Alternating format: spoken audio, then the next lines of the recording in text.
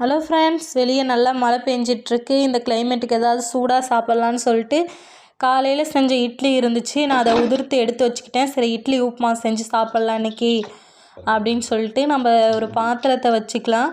பாத்திரத்தை வச்சு எண்ணெய் ஊற்றி நம்ம கடுகு போட்டுக்கலாம். கடுகு பொரிஞ்சதுக்கப்புறம் நம்ம கடலைப்பருப்பு அப்புறம் உளுந்து இது ரெண்டையும் ஆட் பண்ணிக்கலாம்.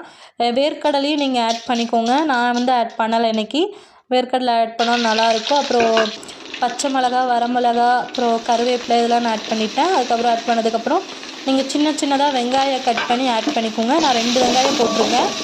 நீங்கள் நிறைய கூட வெங்காயம் சேர்த்திக்கோங்க, நல்லாயிருக்கும். அது நல்லா வதக்கிக்கலாம். வெங்காயத்தை நல்லா வதக்கினதுக்கப்புறம் நம்ம சால்ட்டு போட்டுக்கலாம்.